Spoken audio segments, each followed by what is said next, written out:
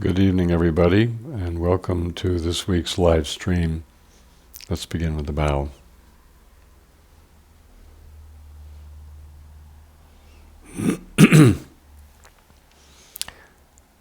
So, as I mentioned last week, we're going to be working on what's called the awakening heart. In Sanskrit, it's bodhichitta. Chitta means heart.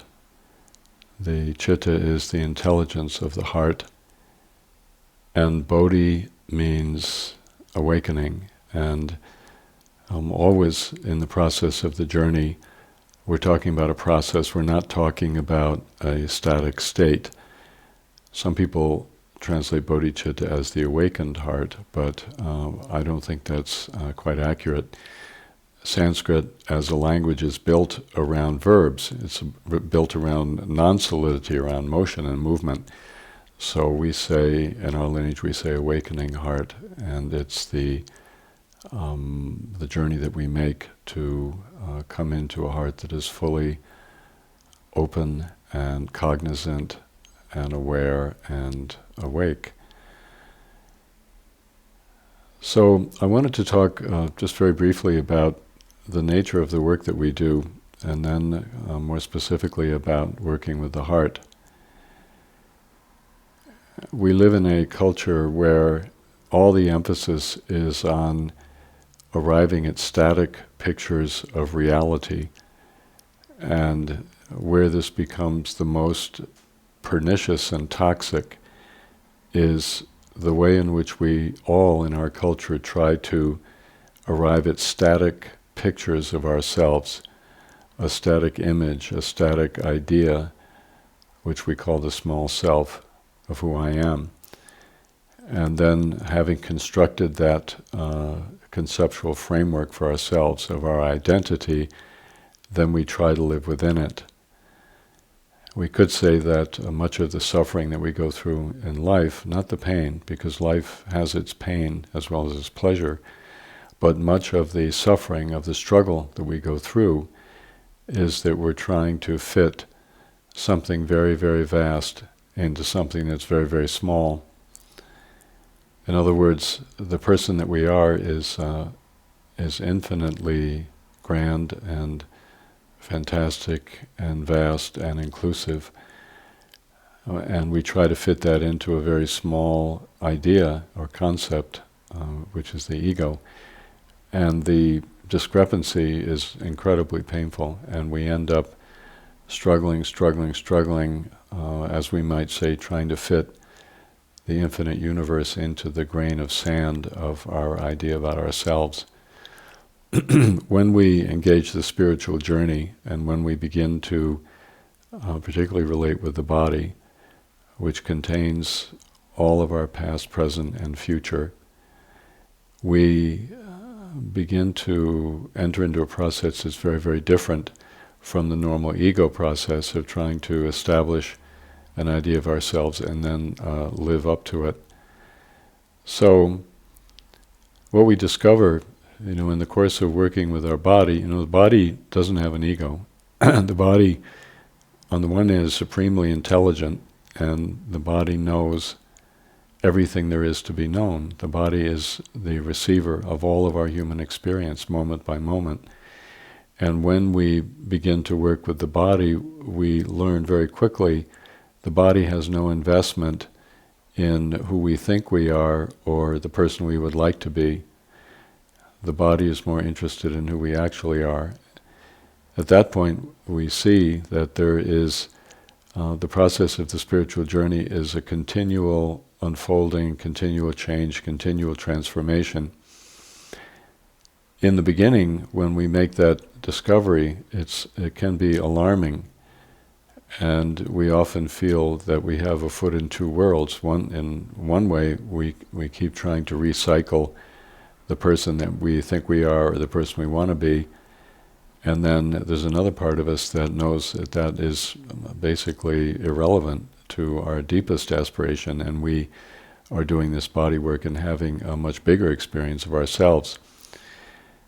So in the beginning, that it's definitely a cognitive dissonance going on, and we may be anxious, we may feel a certain amount of distress, and we may fear even sitting down to practice because we're going to be coming face to face with a lot of things that don't fit in to our idea of ourselves.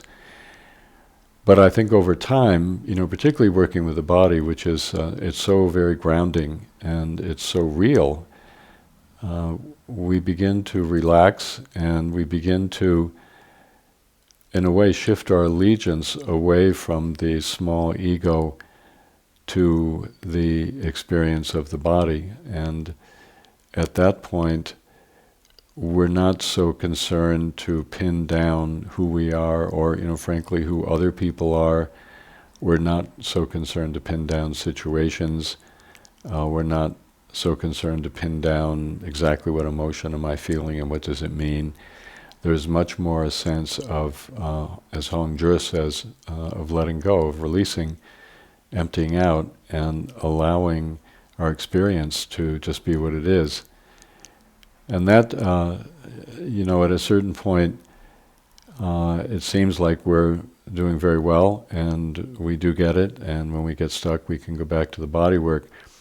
But then something else happens, which is very interesting, and it comes up for everybody, and I'm thinking about it now because I've gotten a couple of emails in the last couple of days that really illustrate this. All of a sudden, we're going along and we're with our body, and seemingly out of nowhere, there is we feel incredible fear, incredible rage, and we, maybe, up to this point, we've been very kind of low-key people and very nice to everybody, and we're very pleasant and even and harmonious.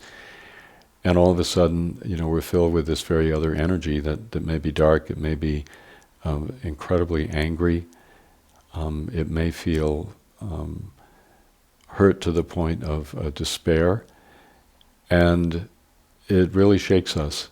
It shakes us because, what we could say is that this is a natural part of the path, we would say that. But I think when this happens to us for the first time or first two times, we're really shaken because we're completely unprepared for this part of ourselves to show up. And I think what I want to say is, and I want to say this to the folks that are going through this sort of initial kind of, I would say, coming home party, really, is what's going on here. Coming home party for parts of ourselves that we have kept under wraps for a long time. Is that the whole journey of working with the body is a journey of kindness and love for ourselves, ultimately. It's what's called maitri. It's loving kindness to the person that we are. And this particular stage on the path is, it's a lot more challenging than people think. We often think that when we're going to do compassion work, when we're going to work with the heart, as we are this spring, that the maitri, which is just, you could say, learning how to care for oneself, learning how to make room for oneself, a lot of times we don't realize what a huge step that is for us in our journey. So what's going on here is that when we begin to pay attention to our body and we begin to make room for our experience, initially it can be very satisfying, it can be nourishing, there can be a sense of wholesomeness and ease in our body. Certain practices may frighten us, the earth, going down into the earth can be frightening for people who have not had an experience of themselves as being that vast, so that's understood. But the overall impression one has is health and well-being. It's a good thing.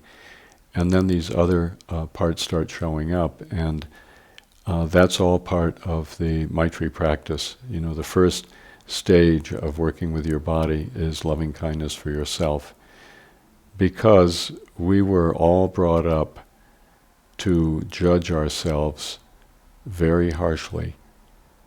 And we were taught to judge ourselves very harshly by other people who were brought up to judge themselves very harshly, namely our parents and our caregivers. So we're very unforgiving in the beginning about who we are. And there are parts of ourselves that we like because they fit into the ideal ego that we would like to have, we'd like to be. And there are many, many, many things in ourselves. There are deepest secrets that largely we keep hidden from everybody else and even partly from ourselves that we don't like and that we feel ashamed about and that pain us deeply and that we would do anything if we could get rid of them. And that's what's called self-aggression, being judgmental toward ourselves and constantly evaluating ourselves to see if we measure up and if we're good enough, if we're worthy of being loved by other people, because that's basically the bottom line for all humans. So the first thing that we have to do when we come into the body is we have to begin to connect with our actual experience, and then the inner critic becomes more obvious, the inner judgmental person. And we need to really recognize what we're doing when we are judging ourselves. We're cutting ourselves, we are stabbing ourselves, we're poisoning ourselves with all these negative judgments. And those judgmental tendencies, those blaming tendencies, we blame ourselves, we tell ourselves we should be different than we are. We're very, very hard on ourselves. We need to begin to let those go.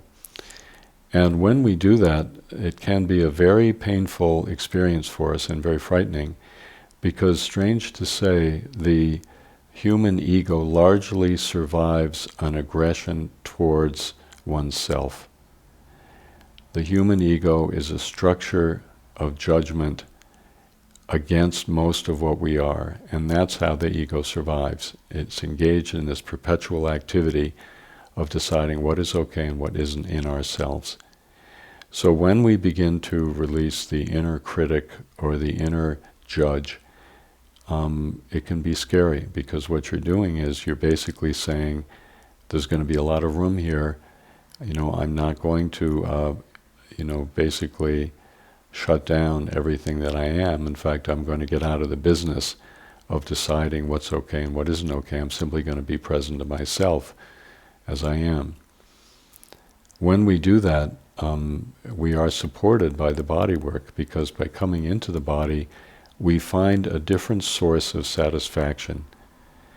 There is a satisfaction, an ego-style satisfaction, when we are able to blame ourselves for something and really get down on ourselves for something and then try to change it and then feel like we have changed it.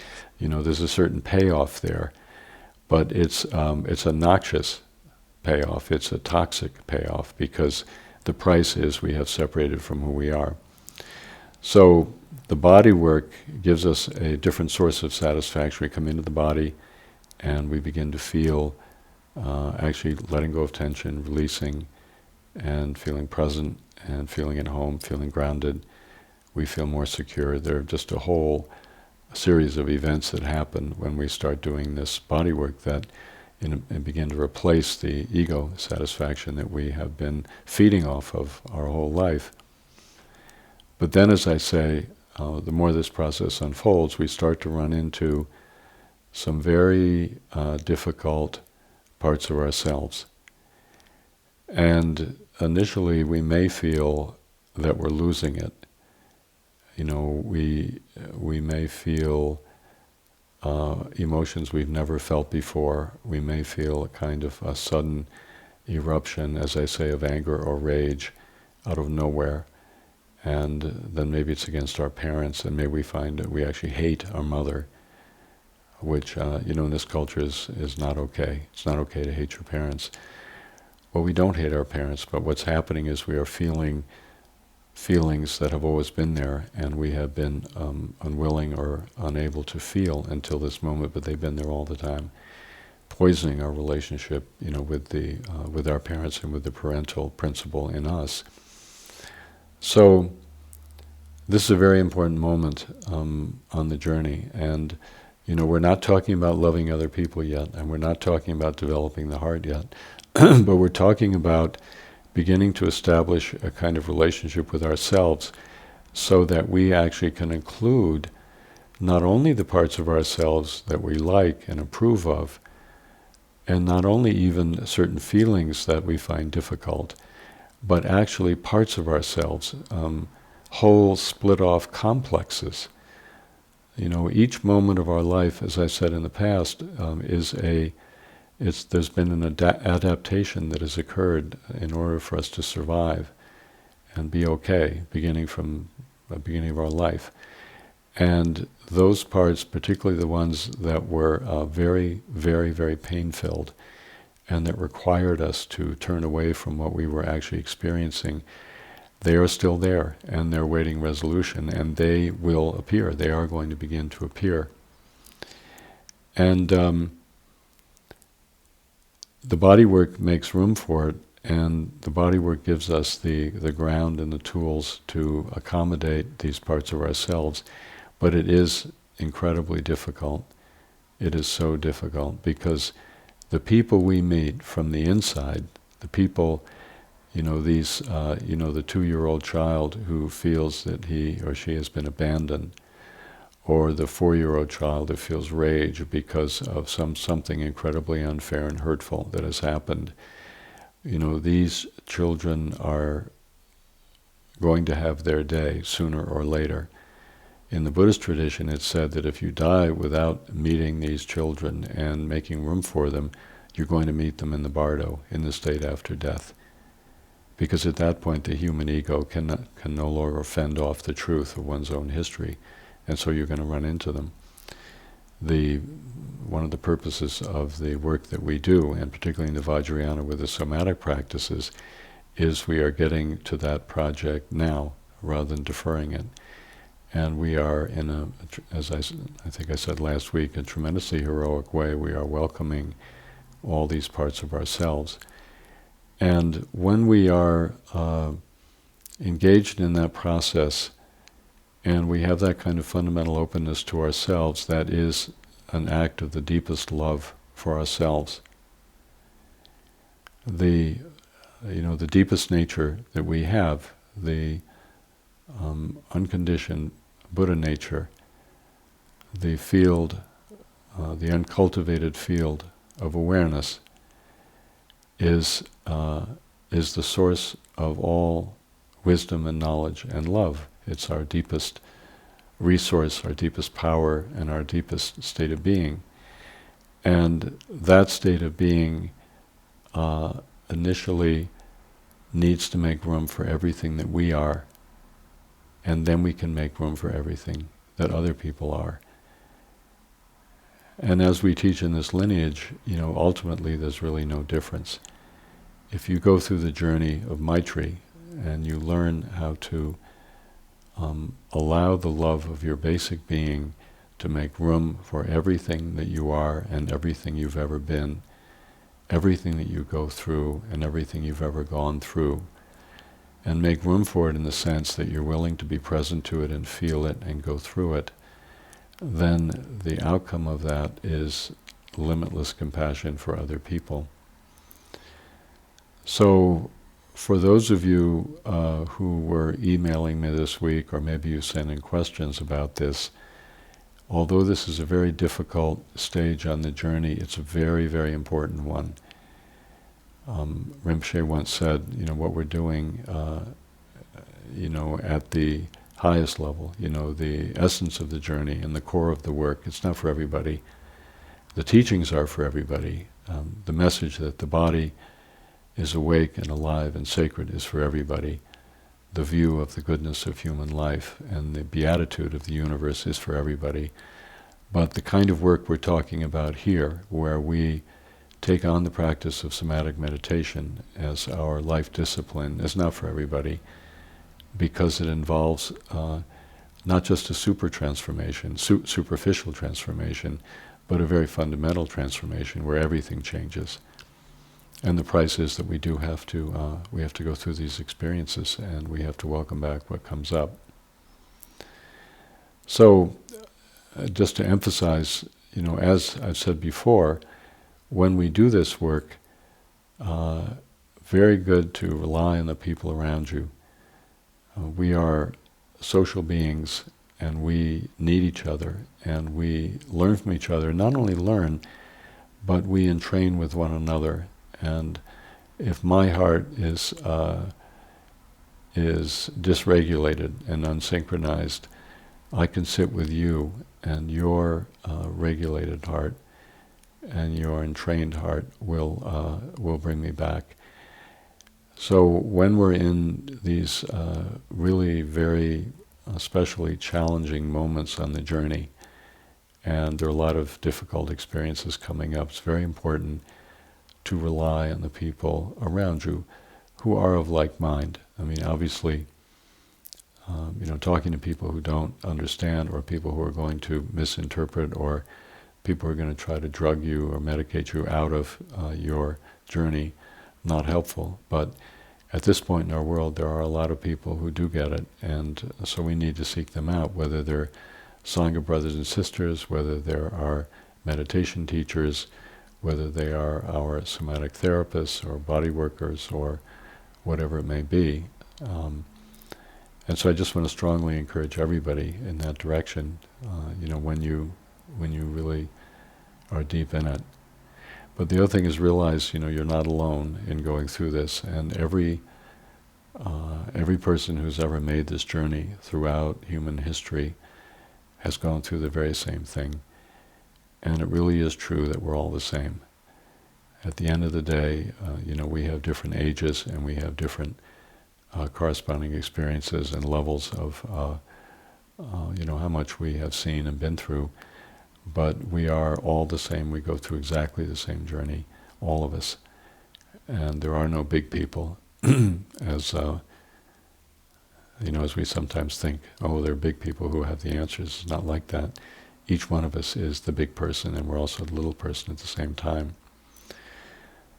So, in terms of working with the heart, what we're going to be doing this spring is I want to keep going the threads of connecting with the basic witness, or the basic nature, the practice of somatic meditation as the ground, and the maitri work that I've just been talking about. But I want to emphasize developing the capacity of our heart. So one question that comes up for us, what is it about the heart? Because we talk about meditating with the body, we talk about somatic meditation, but exactly where does the heart fit into it? The body is a reflection of the way we are in the world. And if you know the teaching of the chakras, which are very important really in most of the contemplative traditions, there's one version of the chakras, or the centers in the body, or another.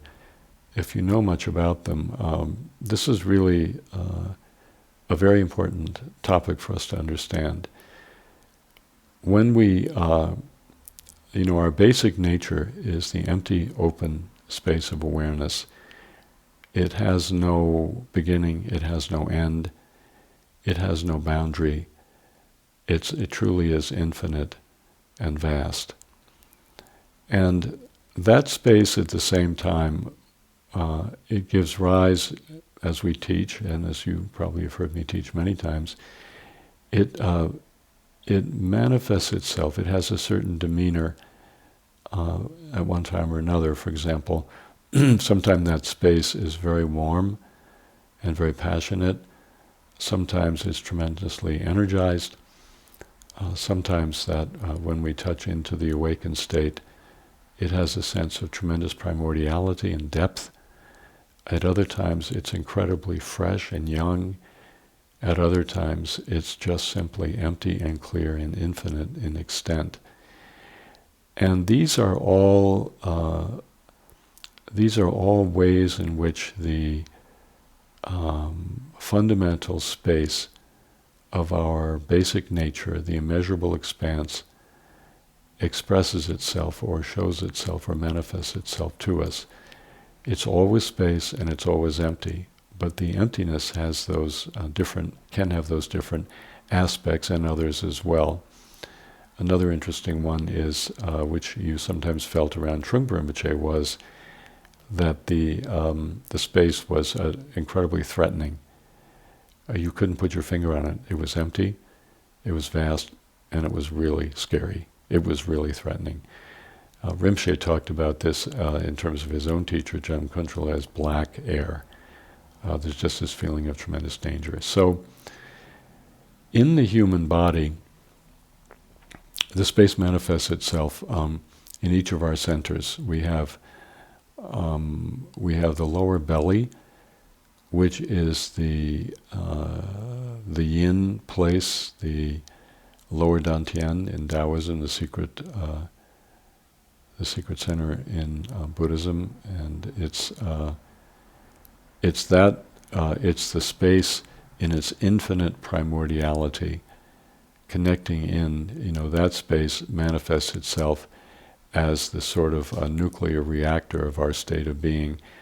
Only it's even more deep than the nuclear reactor, because there isn't necessarily anything coming up out of it, but it's there. Sometimes in the lower belly we experience that utter emptiness. At other times we feel it's brewing, it's about to give birth. So that's how the space is in the lower belly. And then in the navel, which is another center, we experience that space as being very earthy and very warm, and in a kind of almost visceral way, being grounded. That's the navel chakra, it's the earth chakra. When we come to the heart, the space manifests itself as incredible sensitivity, and it's sensitive to the whole world. It's as if in the heart is where the body knows how interconnected we are with everything that is, how deeply touched we are by everything, how sensitive we are, the tremendous subtleties that we pick up in other people and in the world and in the weather. And when we work with the heart, our sensitivity increases more and more and more and more, and there's really no limit to it. So that sensitivity is the basis of love for others. And I suppose we could say each of the chakras has its own form of love. For example, I would say the love of the lower dantian is a tremendous sense of connection and love for the primordial source of our state of being. And the love in the belly, we could say, is love for just how life is, for the richness of it, and the earthiness of it, and the richness and groundedness of it. And the love of the heart is a love for all of the beings and experiences and all of the subtlety of our life. So when we are working with the heart, when you work with any of the chakras, you're working with what the body knows. And the body knows differently in different places, just given our human nature.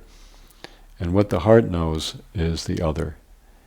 It could be another person, it could be a work of art, it could be a bird in the sky, it could be a sunset, it could be the vast universe, but we feel it here. There is a tremendous sense of openness and tenderness and softness and receptivity. And here is where we feel the meaningfulness of life. And here is where we receive the others as they are in themselves, which we're going to talk about that a lot this spring. What is it the heart knows? The heart knows the other from his or her own side. the heart is able to receive and tap into and know how it is for the other, what the other is going through right now. The capacity of the heart for objective knowledge in a very experiential knowledge that has nothing to do with the human ego is infinite.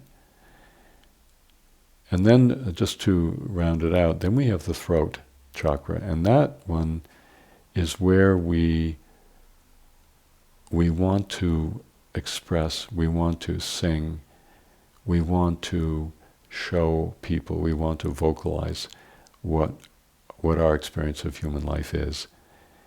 Sometimes we think that in the West, I do believe that the expressive part of our human nature is less important than what we know and what we feel, but not from the viewpoint of the body. There is an imperative in all humans to give voice to what they know, to sing to the world, whatever our song is. And, it could be dancing, it could be playing music, it could be painting. It's not just literally our voice, but it's the whole imperative to express what our life is. It's not what we know about our life, but what our life actually is. And this is where the creativity actually finds its place in the world. It's not an add-on. And, people that are unable to speak, small children that are unable to speak how it is for them, or slaves who cannot speak, or women throughout most of our Western history could not give voice to their experience. Minorities, African Americans and Latinos and Native Americans and the other folks who have been, on the lower down the social scale, could not speak in the presence of the power structures. This is not only dehumanizing, and it's not only toxic, it goes against the basic imperative of the universe itself, where everything gets to express what it is and say, this is me, this is why I'm here. So that's why the throat chakra is so very important. And then we have the head chakra, which is sort of, in the middle up there, a little bit down from the crown. And that one is the heaven space in our operation. It's like the sky that overarches everything that goes on. And even though we think of the head as being the source of thinking, that's not really what it is. That's not what the energy is. The energy is this vast vault of heaven under which and, held by which all the things happen that happen in our life. So in the tradition of the Dharma, it's often said that, particularly in Tibetan Buddhism, that it's only, when we really get to the Vajrayana yogas that we're working with the chakras, but actually that isn't true. We are working with the chakras all the way through. We're always working with these different dimensions of our human life, the lower dantian, the navel chakra, the heart chakra, the throat chakra, and the head chakra. We're always working with those. And in the Mahayana and in the bodhichitta practice, we're especially working with the heart, which is what we're going to do this spring.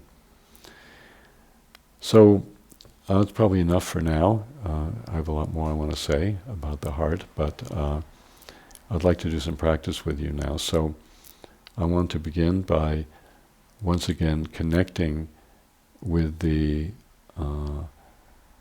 immeasurable expanse as we do, and we'll do that by starting with 12-fold lower belly breathing. So let's do one set sitting up. If you want to lie down too, that's fine.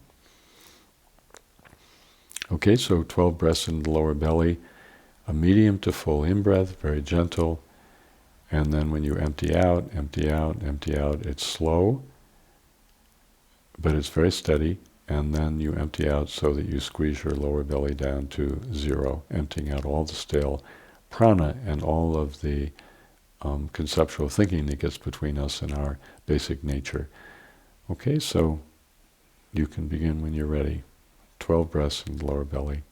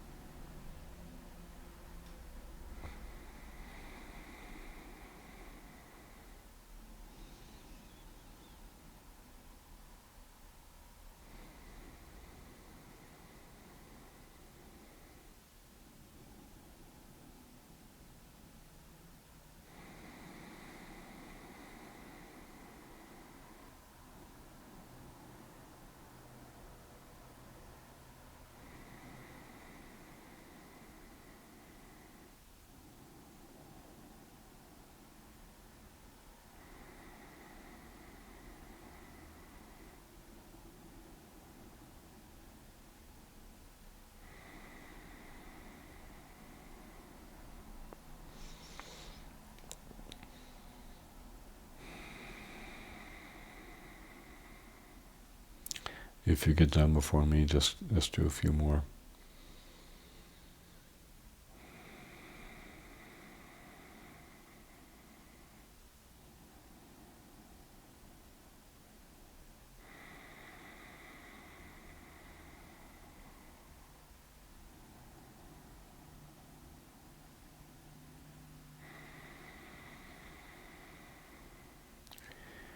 And then when you're done, you can just rest. And then sitting up, just resume your meditation posture, paying special attention to the central channel.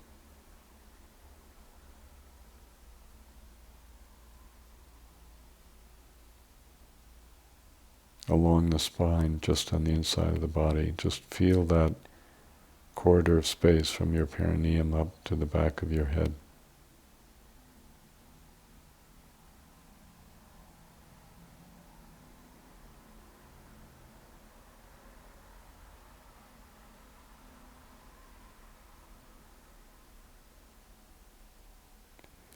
And as you're resting in that space and you're leaning back into it, just take a little inventory of how your body is feeling, and especially your heart. You're just looking, and you're resting in the open, empty expanse of your central channel.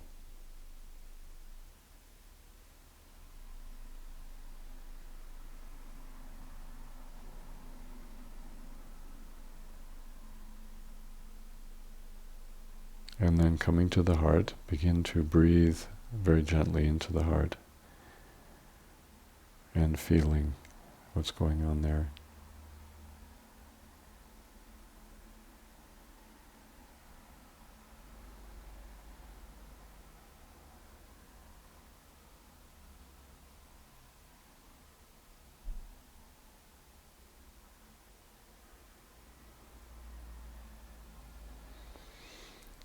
And what we're going to look for, last week we simply were feeling the heart to see, and that was your homework, just to develop that sense of feeling.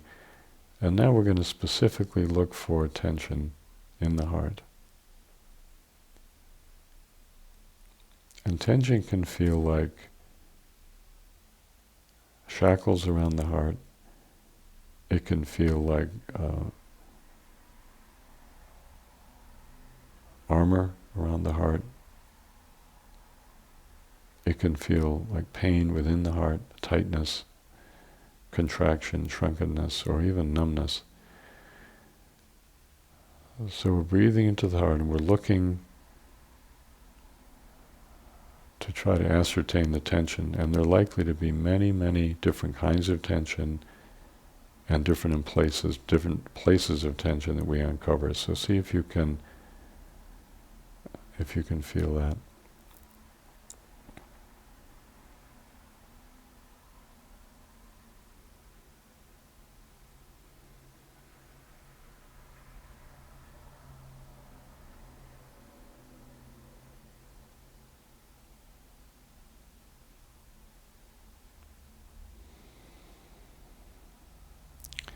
And then we're going to use a very basic visualization, the most basic one we use in the bodhichitta practices in Dharma Ocean.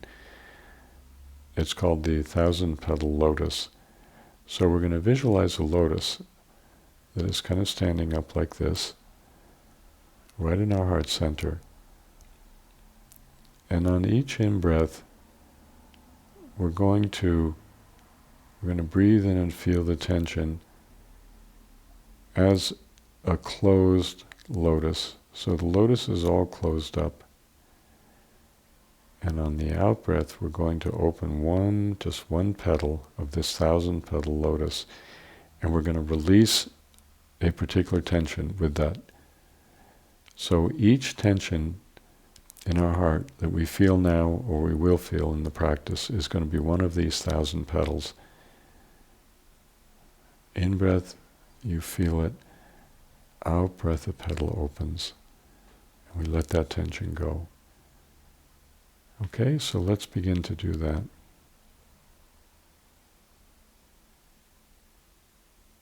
On the in-breath, you can see that petal is just beginning to open. That tension is just beginning to release. On the out-breath, petal opens and the tension falls away. In-breath, let yourself feel the tension, how painful it is, the armoring, the shackles, the binding, the imprisonment. Really feel it. Out-breath, let those petals open and let go. Let that tension go, just fall away.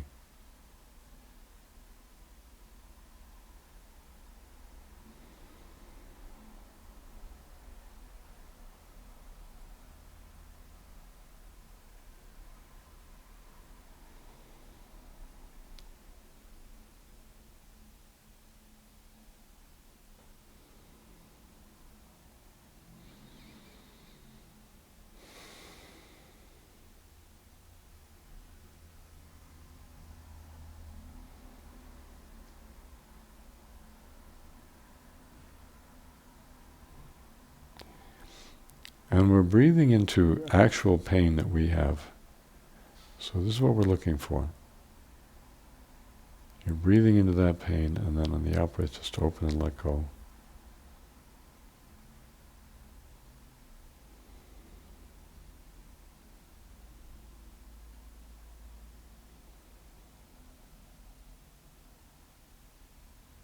So as you do this, there is a feeling of the heart opening more and more. Opening, releasing tension, letting go. The armor falls away, the shackles fall away, the fetters fall away. And the heart from the very center is beginning to open. This lotus, 1,000-petal lotus, is beginning to open.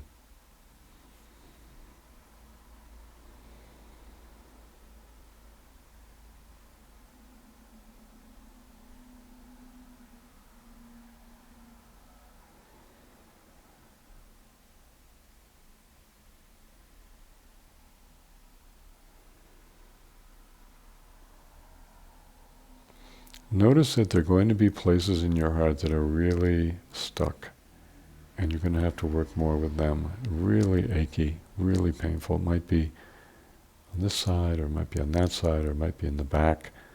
So you kind of have to be exploring around there as you do this 1,000-petal lotus practice.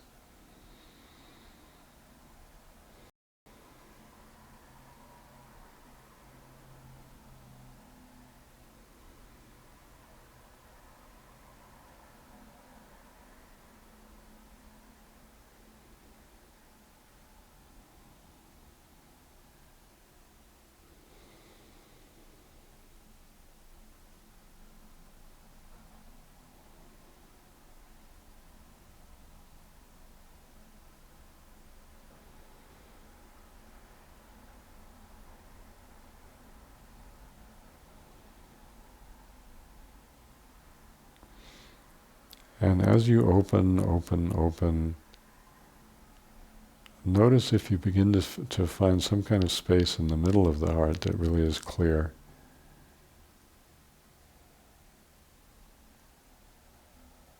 And as you do this practice over a period of 10, 20 minutes, 30 minutes, 40 minutes, you begin to find that there's a lot more space in the heart. And this is what we're looking for, that rather than feeling cramped and closed in on itself, the heart begins to feel more open and relaxed and more sensitive and more unguarded, more naked. So just keep working with this 1,000-petal lotus practice.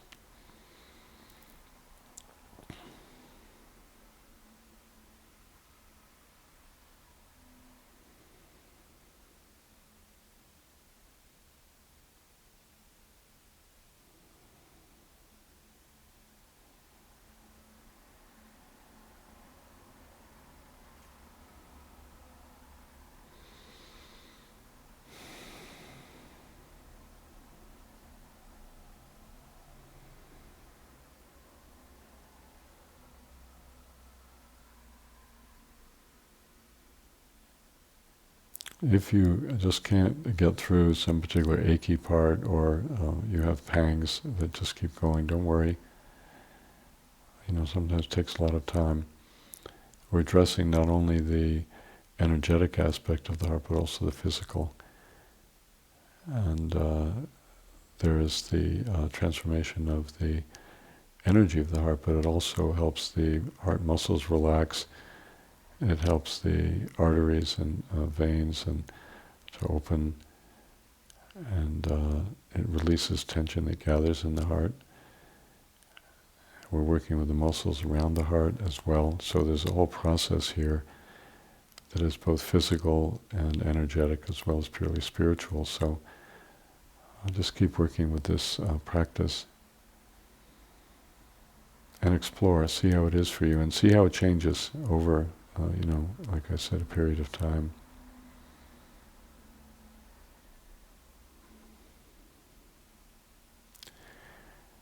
Sometimes you'll find that there's a kind of energetic holding on that you're doing. In other words, it isn't even physical, but maybe something happened today that made you hard. And so you're doing this work, but there's a kind of hardness, a kind of holding. So we're also working at that level as well. It's almost, you could say, an attitudinal level, which is a very subtle, it's an energy of the heart, but it's very, very subtle.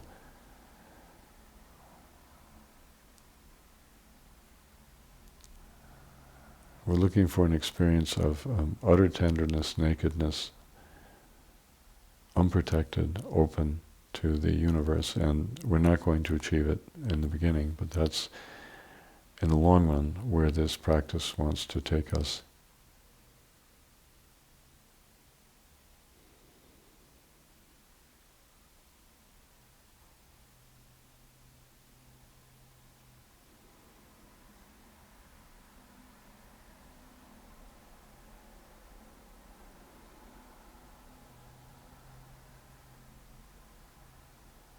The ego can only survive with a closed heart.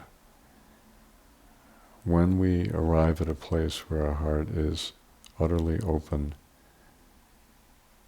we're completely there for our world, but there's no ego, there's no me.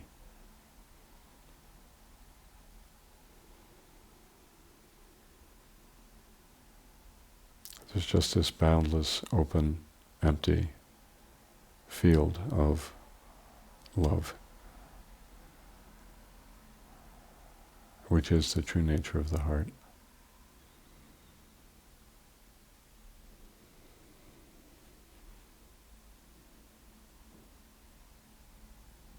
So let's just take a couple more minutes and work with this 1,000-petal lotus to see how it is for you right now.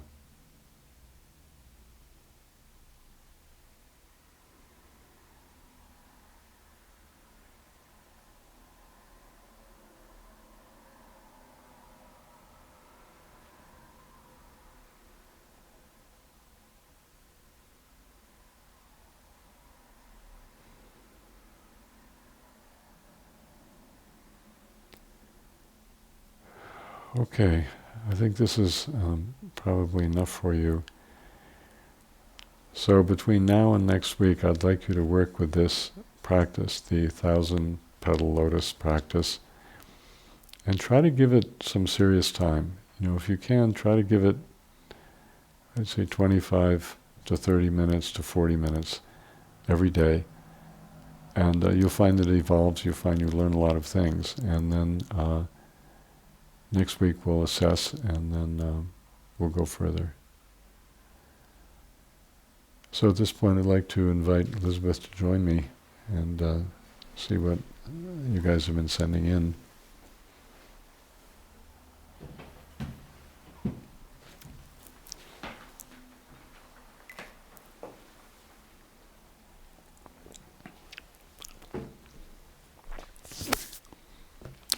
How you doing? I'm really well, thanks.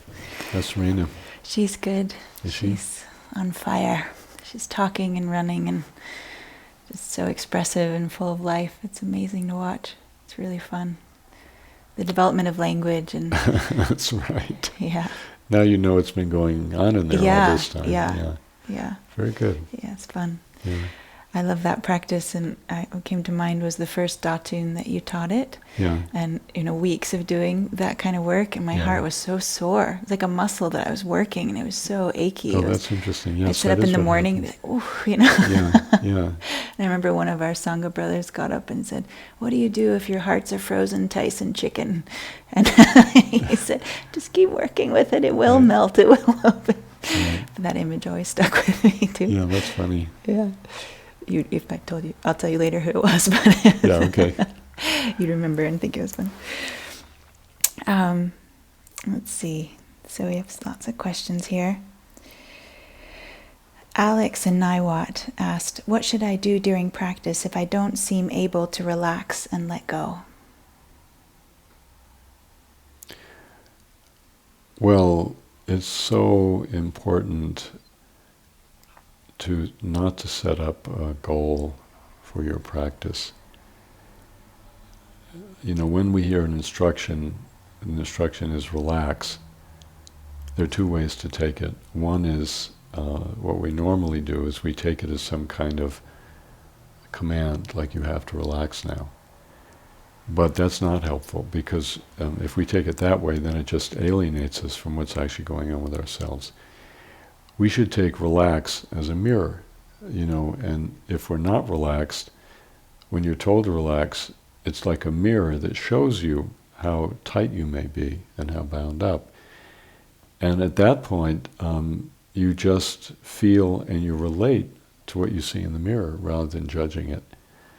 So I think, when any instruction is given, and like pay attention to your breath at the tip of the nose, well, maybe you find out you can't do it at all, and rather than getting down on yourself, you take it just as information. It's like a mirror. It shows you, oh, that's interesting.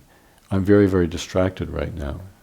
So my suggestion is, if you can't, how did he put it? He can't relax and he can't let go. If I don't seem able to relax and let go. Yeah, I would say be exactly with the feeling of being unable to relax, unable to let go. Just be with it. Because that's where the gate is. The gate is always going to be in what the body is offering us. It's not in some idealized state that we have to try to get to.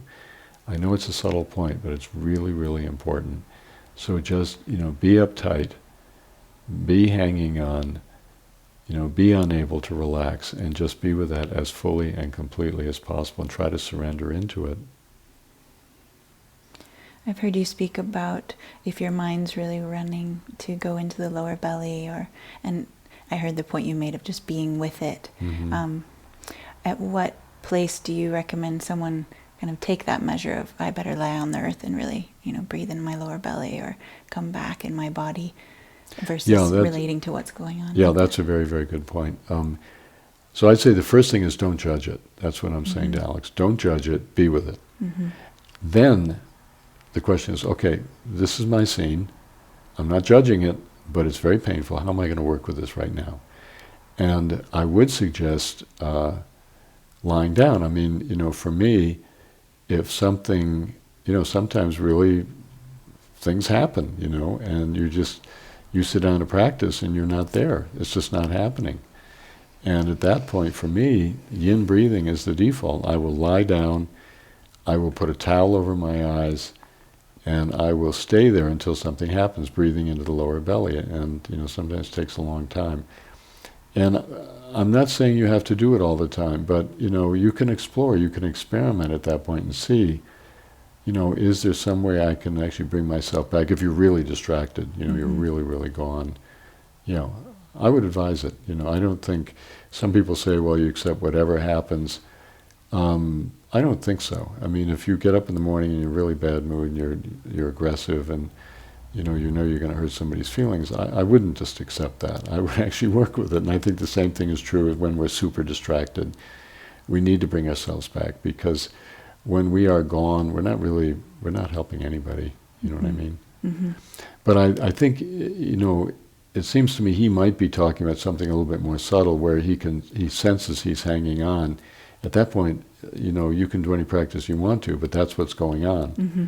And at that point, you kind of have to just be with it fully, and then you might find out some really interesting things. I think this question's in the same vein, so I'm going to try to find it quickly for us. Ryan in Kansas City: lately I've realized that my sitting practice has been motivated by spiritual materialism. I've been beating myself up pretty badly because of it. My question is it better to continue meditating in this spiritually materialistic, goal-oriented way, or not at all? Spiritual materialism continues until enlightenment. And since what we say is enlightenment is an ever-receding horizon, spiritual materialism is just, it's our way of being.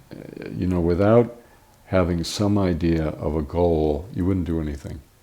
One time, I think I mentioned this even in the live streams, but one time somebody said to Rinpoche, Rinpoche, your students seem very ambitious. They come here, and this was at one of his big 3-month seminaries where we used to rent a hotel and, set it all up. Your students come here, they spend, hundreds of hours setting it up, and they do this and they do that, and, they're trying to make they try to get the kitchen right, and they're trying to make enough money so that they can, support the organization, and they're so ambitious, and I thought ambition was wrong. And he said without the ambition, nothing would ever happen. So again, it's a matter of being realistic and of not setting up these sort of unrealistic, almost puritanical goals, that we're trying to get to a place where we don't really care about anything. That isn't what we're talking about here. We're talking about giving up all of those agendas and relating to the actual body. That's why the body work is so important, because it cuts through all the ideas we have, all the agendas we have, even the agenda of having no agenda. It cuts through that. It's just very down to earth. And the journey that we need to make is going to come up in the body. We don't have to construct it and have a lot of big ideas about it, if that makes sense. Mm-hmm. Hearing you speak about that, I also think about when you talk about longing, and I hear a lot of longing in his words as well, that you could think of it as goal-oriented, but there's also that drive and that desire, and it is an ever-receding horizon, but it's also very sacred, from what I've heard you teach. Yes, that's another very good point. Maybe you actually should answer the questions tonight. No, that's a very, very good point, that love for the teacher, love for the teachings, love for the Sangha, love for retreat. I wouldn't say that's spiritual materialism at all. Mm-hmm. But even if it is, like, even if you think, oh, if I'm in retreat, everything's really going to be great and I'm going to feel great, that's a kind of longing too, isn't it, mm-hmm. really? Mm-hmm. It's longing for that state, sort of beyond birth and death. Very, very important. It's so important for us to make room for our human, that whatever gets us to the cushion is good. Let's put it that way. Mm-hmm.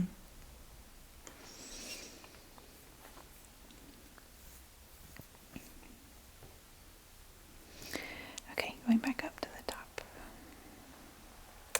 Andrew in New York: I have heard you say that from the Vajrayana view we come to see that everything is sacred. I'm wondering if in your view this includes the ego as well. In one of your talks, I recall you saying, "We are slaughtering the ego." How does that statement fall within the view of Vajrayana? I have realized that while my egoic defenses get in the way of me experiencing life to its fullest, they are also trying to protect me from feeling overwhelmed, etc. And I feel like I should hold it with compassion. Are there times when the more intense or aggressive approach is called for?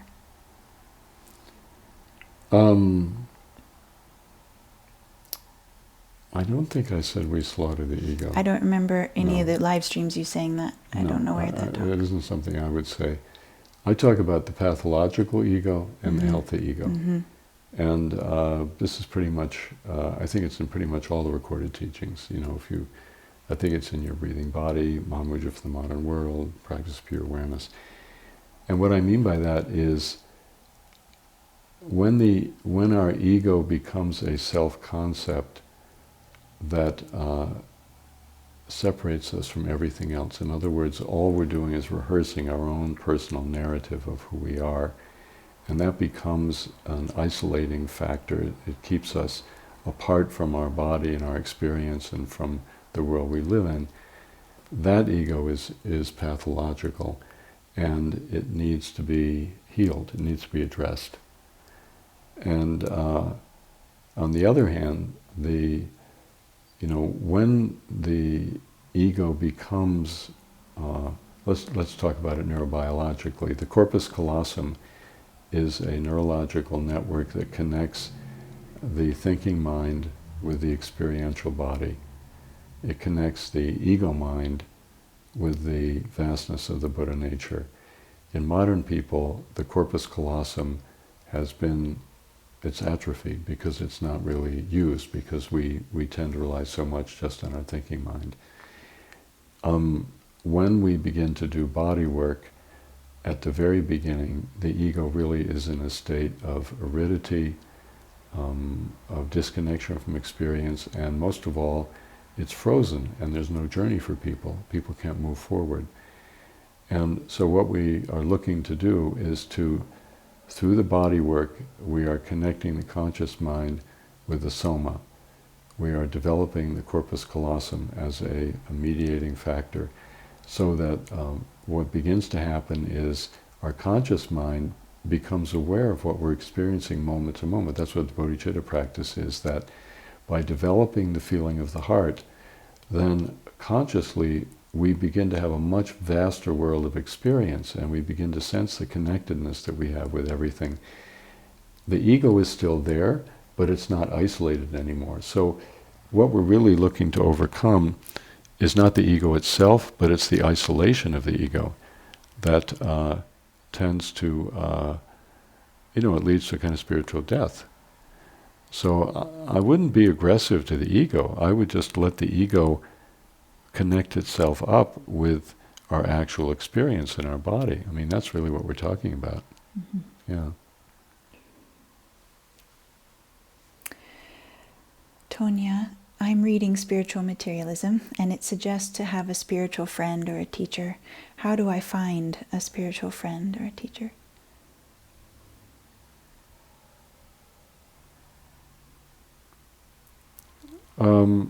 You probably need to find a lineage where there are people who are doing the same kind of work you are.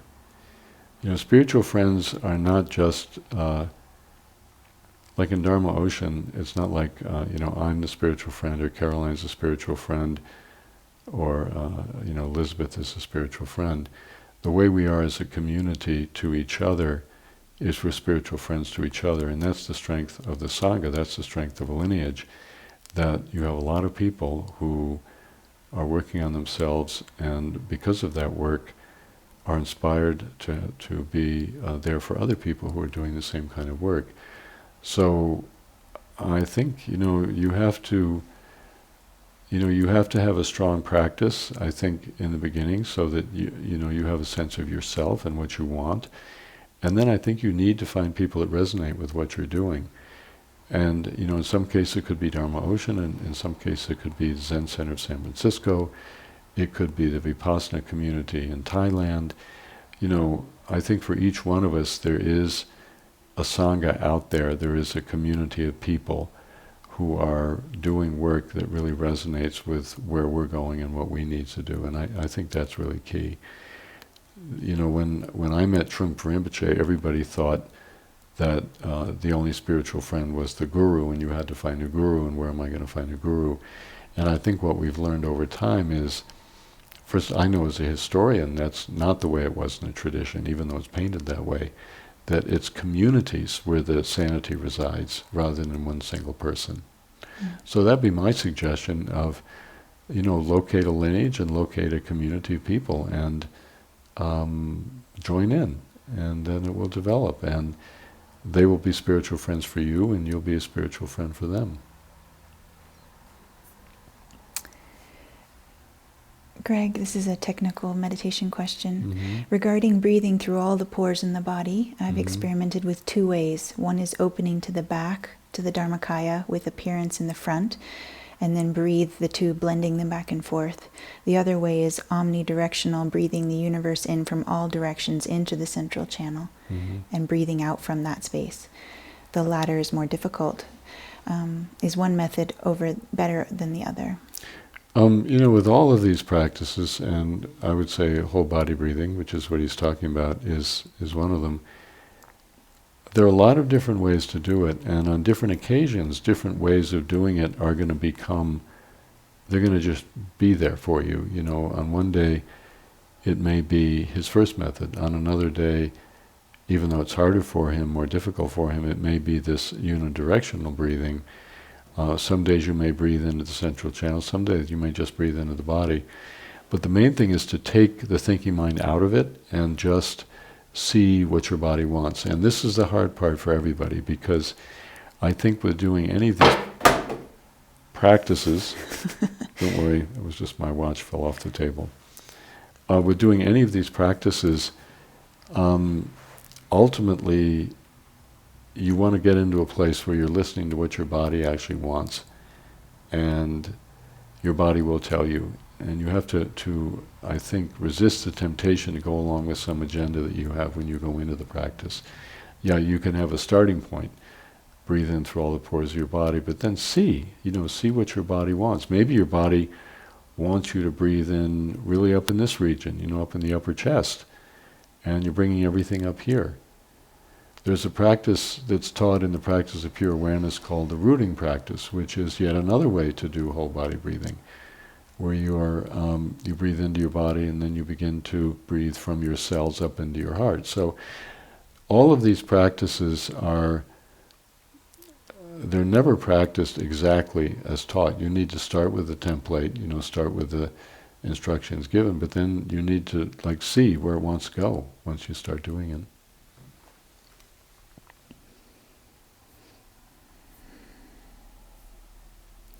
Jinyana Deva in London.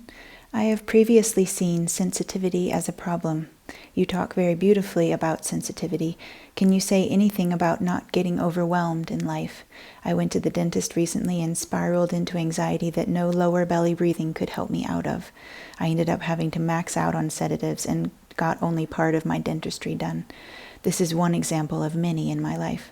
Am I too sensitive, too attached to my body? Do I need to man up and be more robust? Probably not. I also have had many, many years of bad experiences at the dentist. I've had some wonderful dentists, but I can really relate to this particular situation. We have to be, I think, willing to be sensitive to what's actually going on, and that includes being sensitive to being terrified of the dentist. There's a story told about a Zen master that he was set upon by thieves who were killing him, and the story goes that his cries could be heard all over the county, meaning that sensitivity really involves being open to the experiences that we're having, and they may not be nice ones, but have that kind of openness, that kind of unguarded, really it's a kind of bravery that we have as humans to feel what there is to be felt. That's really what it involves. The thing about sensitivity is, the more sensitive you become, rather than being more of a problem, it becomes less of a problem. I said before that, when you truly open your heart to its fullest extent. You're simply there, and there's the universe happening, and you're feeling every, as Song Dris said, you feel every atom, every dust mote in the universe. You feel that, but it's not a problem because there's no you. There's just the, it's just all these dust motes and all their different colors and their shapes and their beauty and what their movements, what they're doing. I think what happens is we get stuck in a kind of middle ground with sensitivity where we begin to open up and we're trying to hang on to ourselves. Meantime, the experiences are calling us out, and then we feel sort of stuck and we feel like I'm really too sensitive because it's compromising my ability to hold myself together. But that's a sort of, that's a middle ground. We need to go beyond that and open further rather than trying to, as he says, man up, tighten up. Mm-hmm. Sometimes I think too, if we're a little kinder to ourselves, we stop being quite so sensitive about things. That if we give ourselves permission to be the way we are, it's sometimes yes, I agree. quite a lot that's less very true. intense. Yeah. We're not so sensitive in that way, even though we may feel much more. Yeah, that's a really good point. Yeah.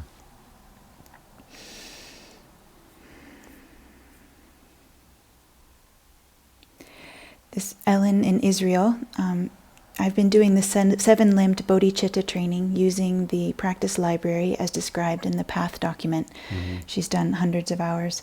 I paused this summer and have been trying to re-enter. It has been a challenge, but I found that the new somatic practices that you are teaching with the heart practices provide a more open space to enter the teachings. Mm. These preliminaries to resting with the heart are different than those used in the seven-limbed training. Mm. Will your new series be a replacement for what we are currently using? And do you recommend we continue with the commitment of 1 hour per day for somatic practice and use the practice library resources for continuing study? I think she's really trying to fulfill the commitment that's laid out in the document. I'm wondering what practices she's talking about that are different from the ones in the seven-limb bodhichitta training. It would be helpful to know. Maybe she could email us and tell us. Mm-hmm. Yeah. Generally, as she alludes to, we recorded these a couple years ago, the seven-limb bodhichitta. Isn't that true, Jonathan? It was a couple years ago that we recorded those. They're extracted from 3 or 4 of your retreats 4 years ago. 4 years ago, yeah. And this spring, in April, we're going to record a full set, including pretty much everything we did there, but doing it from a slightly more, I would say, a little bit of a deeper perspective. But again, if you do the seven-limb bodhichitta training, you're going to go as far as your capacity. Everything is actually in there. It's just that I want to tidy it up and add a few things to it. But basically, she should continue. And people who are following the Dharma Ocean path, who complete their bodhicitta requirement, I think the recording we're going to do in the spring will be a resource for them, but they probably will be familiar with most of it. Mm-hmm. Yeah. She did the online Datun, so I'm thinking now that's probably where she's got this idea of other practices and maybe some of what you taught there, weaving it into the heart practices. Oh yeah, that's very true. Yeah, we are going to bring in a lot more, as I was saying before, about these very difficult parts of ourselves that come up. Mm-hmm. There's a lot more to be said about it, and a lot more people are experiencing it, just given the world that we live in and how really hurt most of us are. Mm-hmm. So that will be, that'll be the whole trauma part is going to be a new section in this training that we record in the spring. Yeah. Great.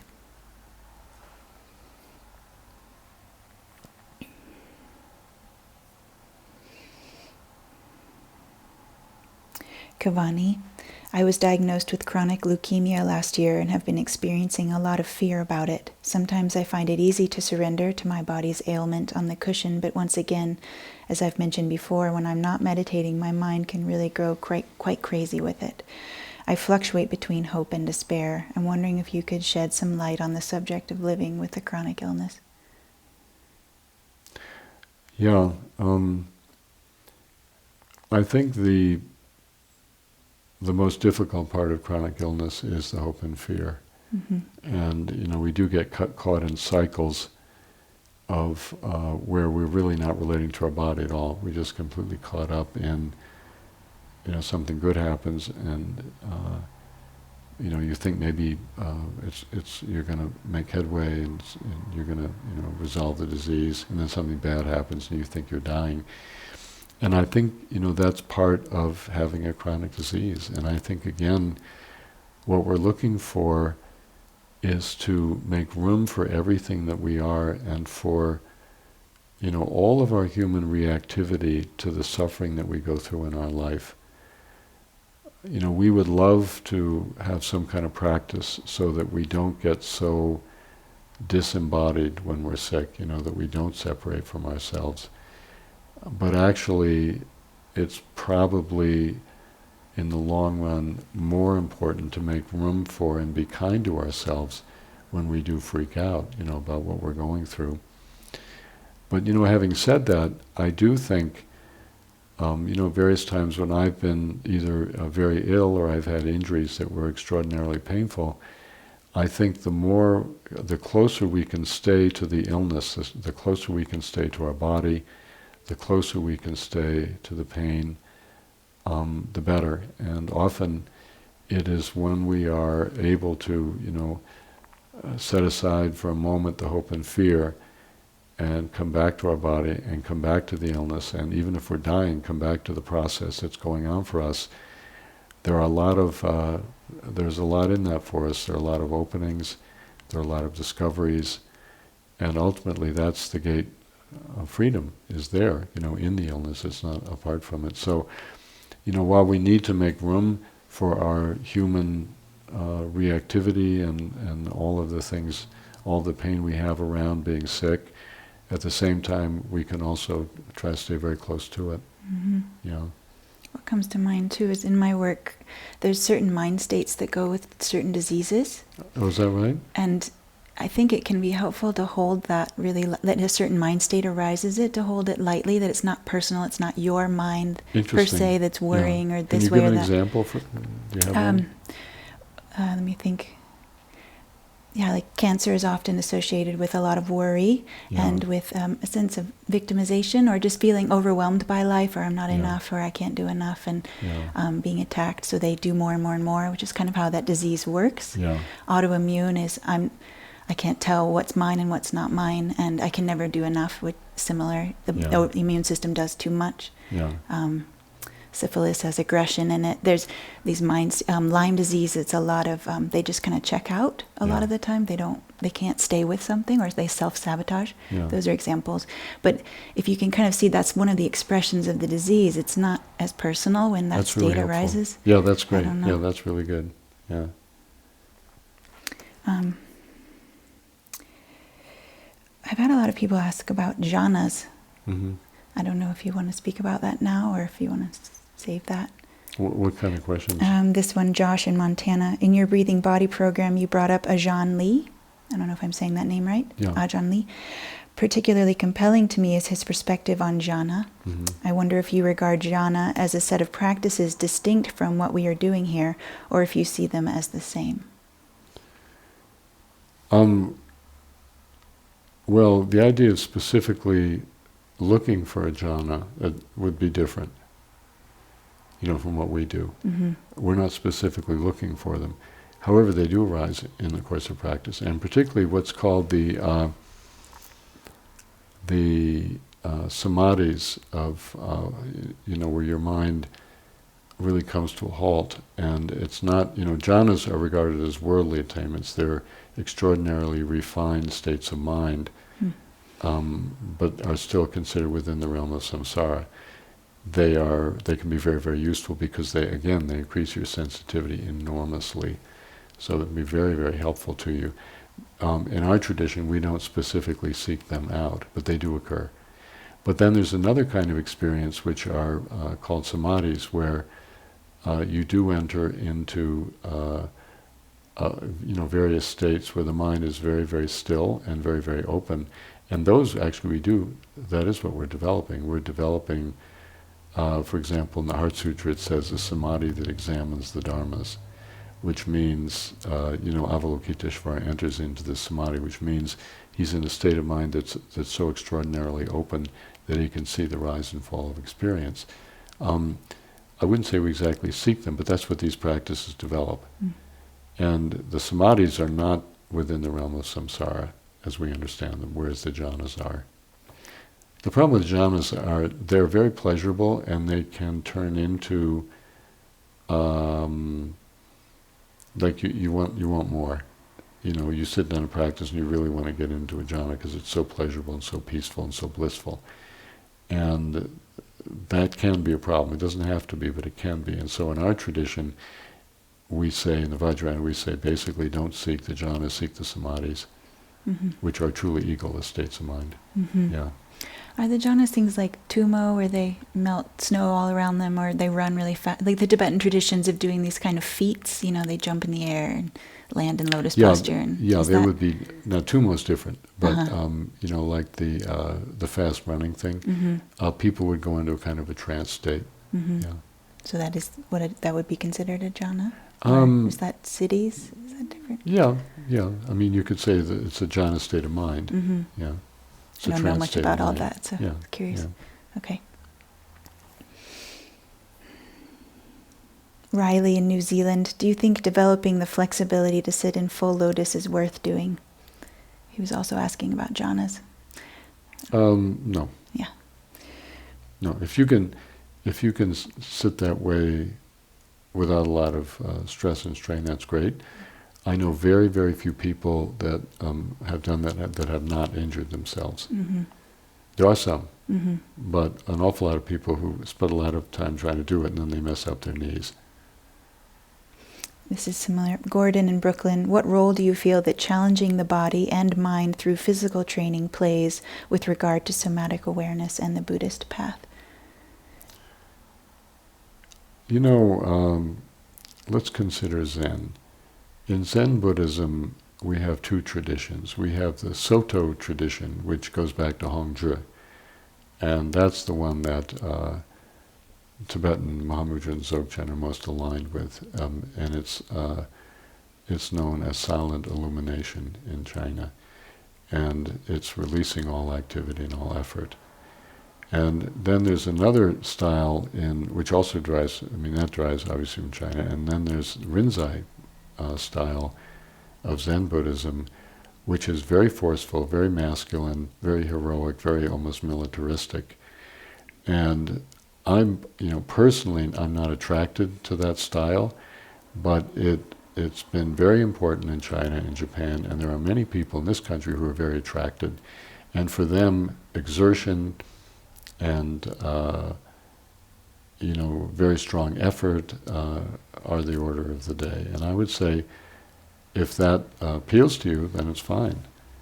In our tradition, it's all about letting go, releasing, and opening. So it's a little bit different. Yeah.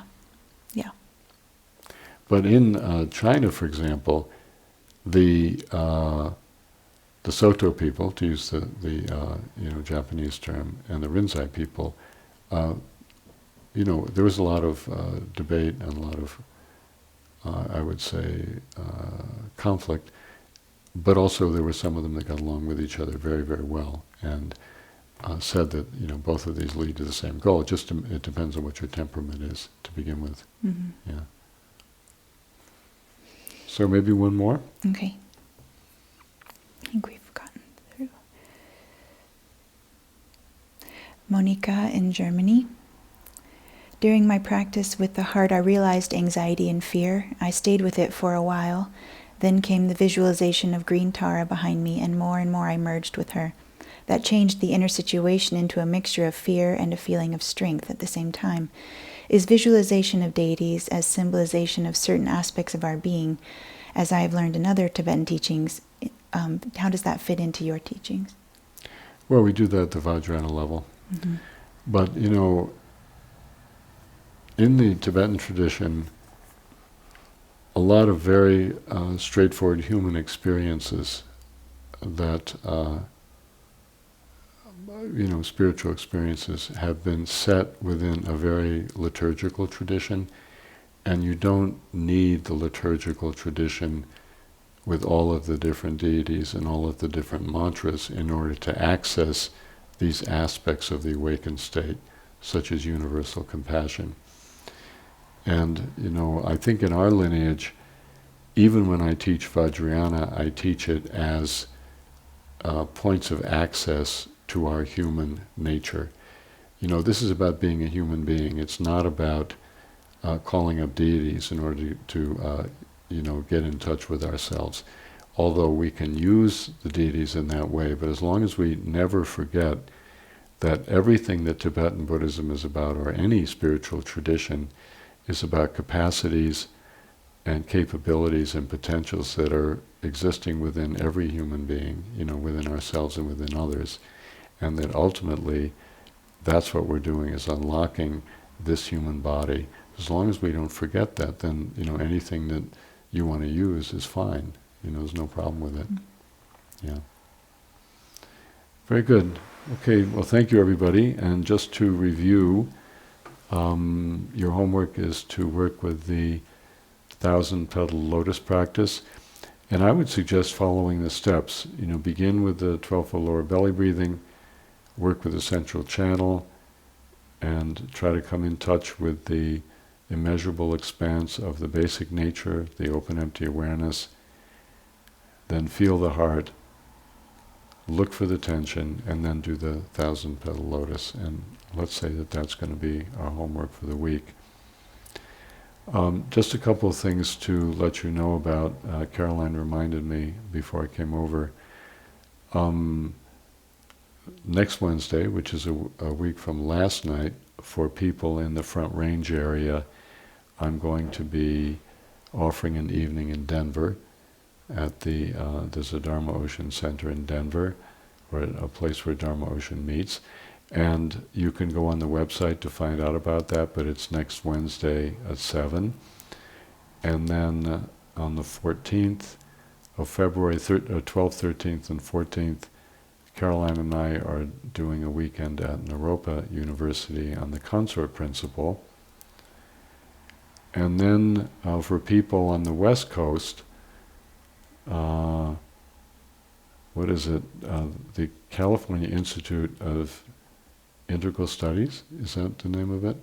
CIIS, has invited me to come and do several presentations on the role of pure awareness in trauma work, which I'm very, very interested to do. And there'll be a workshop on Thursday. I'm doing a keynote on Friday night, and then on Sunday morning I'm doing a workshop for therapists, psychiatrists, and psychologists, all on that topic. And then on Tuesday night, and this is something I haven't mentioned, I'm not sure where it is, it's somewhere in the Bay Area. I'm offering an evening, a free evening for friends and Dharma Ocean Sangha members, and we're just going to get together and do some practice and talk together. So that's going to be Tuesday evening, and it's probably around March 7, does that sound right? March 7. So, and then the last one is, we're doing this program called The Body Loves in Crestone. Do you know when that is? Either Elizabeth or Jonathan? Anybody? No, I don't. It's in March. It's like around the I can look it up. 20... It is March 19th through the 27th. March 19th to the 27th, and that one's filling up. So if you can come down to Crestone, we're going to, all of these, by the way, are on bodhichitta, everything I'm talking about. So it is interesting that that looks like the theme for the spring. So if you can come to any of the events I've mentioned, it would be wonderful to see you there. Very good. Well, I think that's it. And so unless I'm going to see you in Denver on Wednesday night, I'll see everybody a week from tonight at the live stream. Let's close with a bow.